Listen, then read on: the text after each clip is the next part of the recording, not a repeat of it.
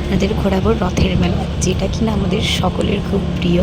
নমস্কার বন্ধুরা, আমি রুবি। আমার চ্যানেলের নাম মেমোরিজ অফ লাইফ। চলে যাচ্ছি কর্তামশাই আর ছেলেকে সঙ্গে করে নিয়ে মেলা ঘুরতে।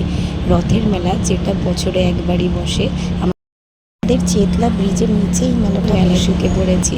নানা রকম জিনিস, যতই মন খারাপ হোক না কেন, মেলায় কিন্তু এলে সকলের মন কিন্তু খুবই ভালো হয়ে যায়। সেই ছোটোবেলা থেকে শুরু করে মেলায় আসছি, এই রথের মেলাটায়। আমার এখানেই সামনেই বাপের বাড়ি ছিল, শ্বশুরবাড়িও প্রায় এখানেই কাছাকাছি। তো এই মেলাটা কিন্তু আমি ছোটোবেলা থেকেই আসছি। আগে বাবার সঙ্গে আসতাম, এখন আমার কর্তামশাইয়ের সঙ্গে আর বাচ্চার সঙ্গে আসছি। মেলায় দেখুন কি নানা রকমের জিনিস বসেছে, কি নানা রকমের স্টল বসেছে। আর এই স্টলগুলো দেখুন, খেলা স্টলগুলো, এইগুলো কিন্তু খুব মজা দেয়, একমাত্র মেলায় দেখা যায়। কেউ কোনো দিন জিততে পারেনি আজ পর্যন্ত। আপনারা জিতেছেন নাকি কমেন্ট করে জানাবেন।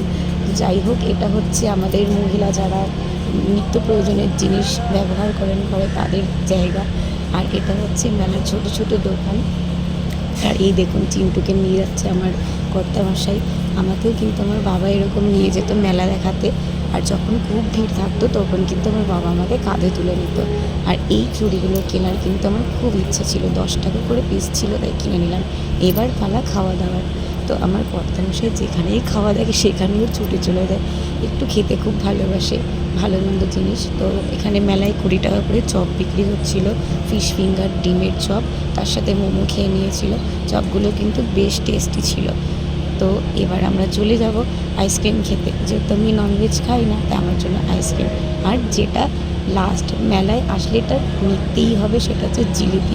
রথের মেলার জিলিপি কিনবো না, সেটা তো হতে পারে না, তাই না? তো কাকু আবার আমাকে একটুখানি বেশি জিলিপি দিল। তো আপনারা কে কে মেলায় আসতে খুব ভালোবাসেন একটু কমেন্ট করে জানাবেন।